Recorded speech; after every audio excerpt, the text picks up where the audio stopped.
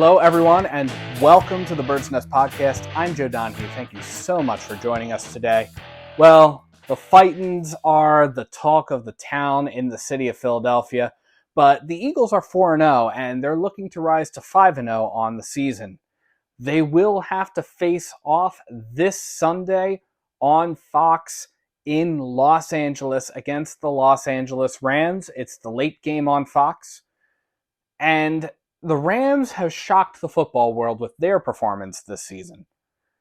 This matchup between the Eagles and the Rams was a game that 6 months ago, everybody would have predicted would have been a very, very, very handy win by the Eagles.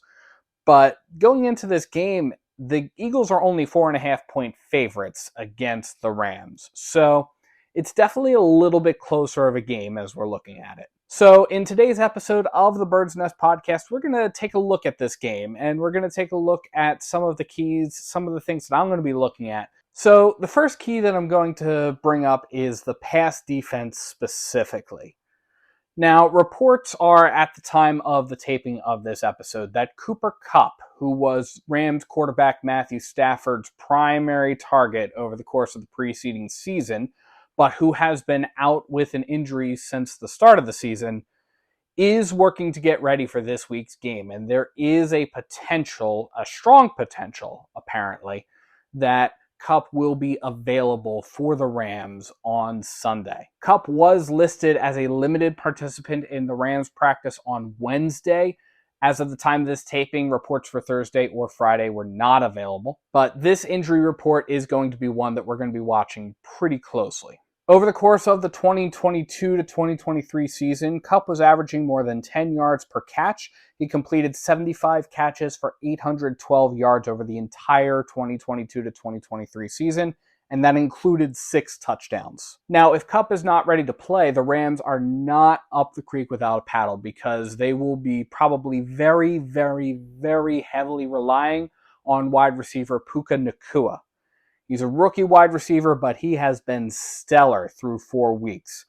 He has caught 39 passes for 501 yards. That's an average of 12.8 yards per catch, and that includes 1 touchdown. 3 of his 4 games so far this season have been 100-plus receiving yard games. Nacua allowed Stafford to have 4 straight 250-plus yard games over the course of this season so far.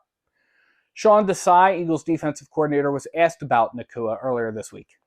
Yeah, he's played really good so far. Obviously you see, I think Coach McVay and obviously Matt Stafford and all those guys do a great job on offense, and they've really found ways to get him open and get him the ball, and he's done a good job separating at the top routes. Obviously got good hands, and then he can make some plays after the catch too. And they're creating some matchups with motions, obviously for him and Tutu, that can create some binds for defenses, and so you see why the production's been there. The Eagles will have to answer for both threats in Kupp and Nacua. Again, a worst-case scenario in the passing game would be for both to be back, because given how Nacua has been playing and given Kupp's previous performance, that gives Stafford 2 opportunities to target down the field. And without Kupp, the pass threat drops precipitously after Nacua.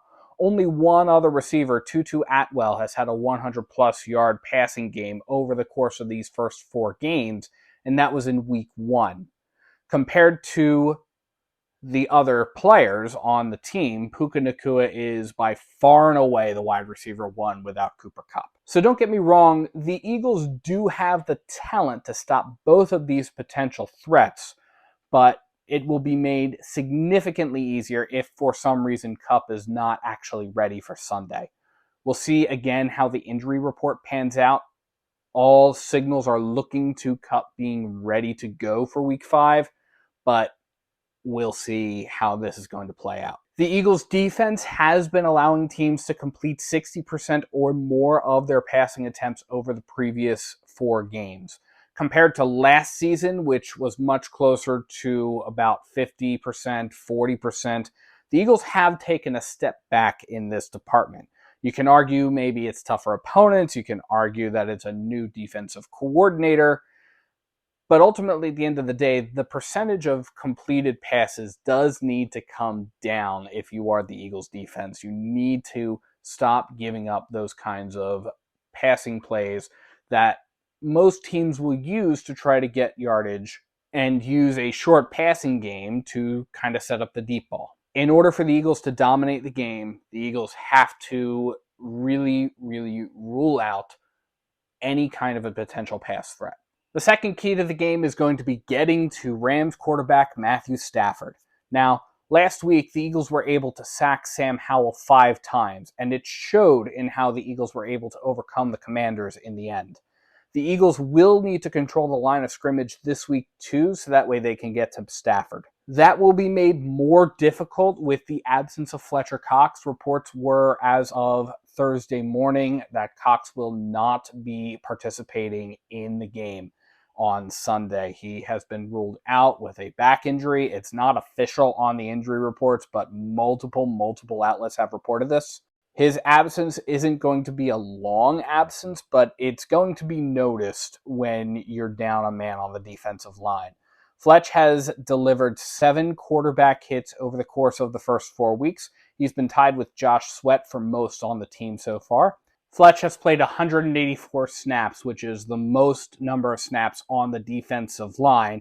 Josh Sweat is right behind him at 183, averages to about 46 snaps per game. So that is huge. He's played 70% of the defense's snaps. For somebody like Fletch to be out, his absence will be noticed. That will create more opportunity for somebody like a Jordan Davis or a Jalen Carter to come in and pick up some of the slack. Now, the Rams have given up 9 sacks so far this season, and that was against defensive lines that were certainly far inferior to the Eagles' defensive line. So, again, there's talent on the team to be able to do it.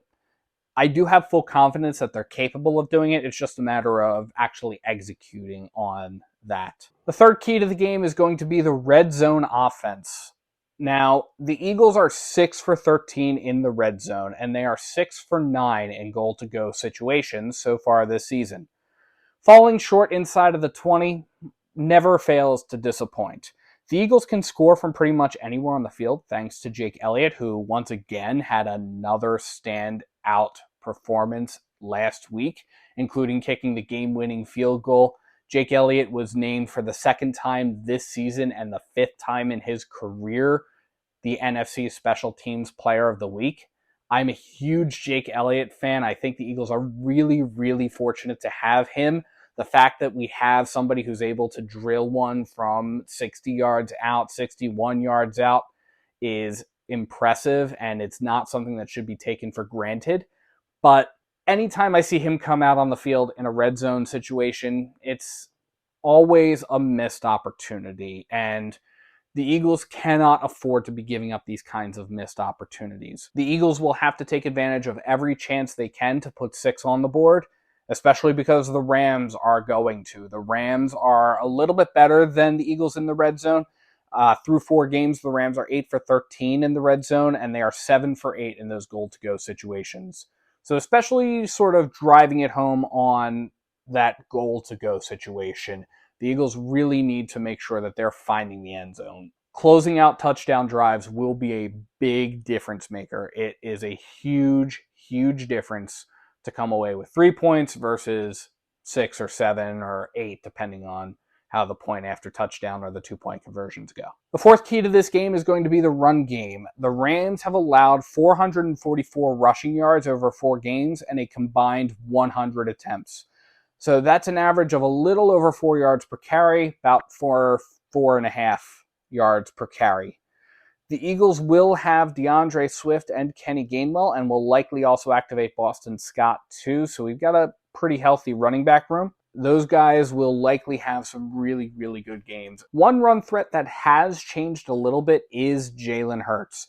Hurts has run 40 times for 134 yards, which is, again, a significant amount of yards for a quarterback, and he's always a run threat. But it was noticed that he's giving himself up more in the open field, and Coach Sirianni was asked about that earlier this week.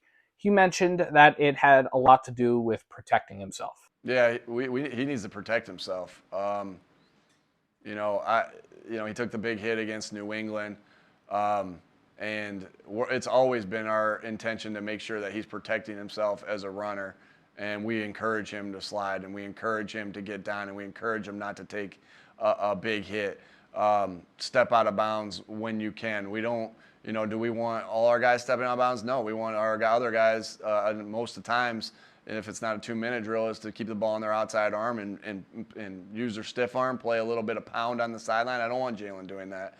Do I want Jalen taking he's got a great ability to make you miss, but if he has he knows when he's going to make the guy miss and not, and I think he's got a great feel of, okay, I'm not making him miss. All right, I'm going to go down in this particular case. This is exactly what we want him to do, to protect himself, as a scrambler, as a runner, while also trying to get, the most yards that are coming from that play. Every run play that we have in for him, or any read play, is done with the utmost, thinking about him all the time to make sure we keep him safe. And so, if we're thinking about that constantly, we want him thinking about that as well, because we know how important it is to have him out in the field every game. Now, I said that other teams will typically use a short screen game or a passing game to try to kind of get a run game substitute, so to speak, operational, whereas the Eagles are really, really effective at using the run.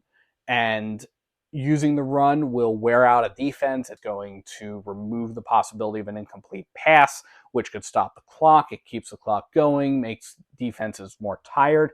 There's a lot to it, and I think that the Eagles have a really, really, really good chance at using that run game to wear down the Rams' defense.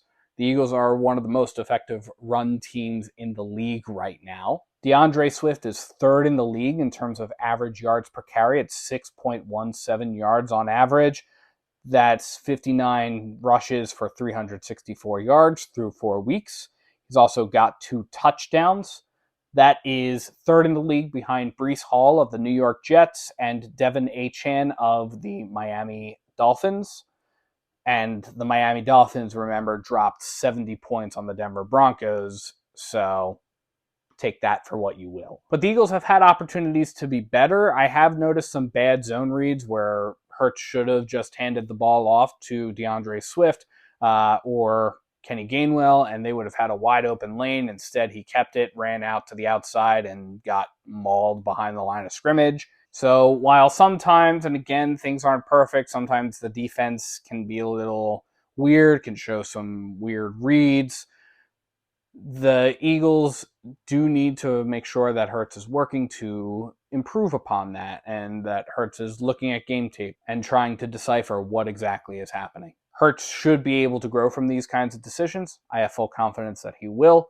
It's just a matter of how long it's going to take. The last key to the game is going to be turnovers.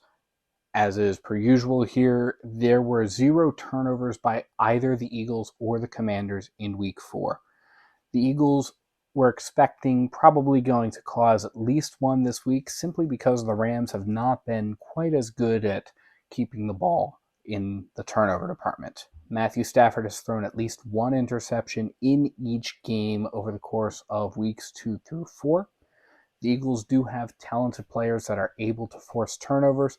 Reed Blankenship and Darius Slay have 2 already this season, 1 apiece. Meanwhile, the Rams' defense has not been nearly as successful when it comes to turnovers. The Rams' defense has only had 1 interception and 1 fumble recovery over the course of these first several weeks. Meanwhile, the Eagles, as I said, have forced 2 interceptions, 1 by Darius Slay, 1 by Reed Blankenship, and they've recovered 6 fumbles. And they've actually forced more than that. They've forced fumbles in each game, but they haven't been able to recover some, especially in, again, the Washington Commanders game was the only game that the Eagles have played so far where there have been 0 turnovers of any variety, although the Eagles did force 2 fumbles over the course of that game by the Commanders. They just didn't recover them. So the Eagles are going to need to stay ahead in the turnover department.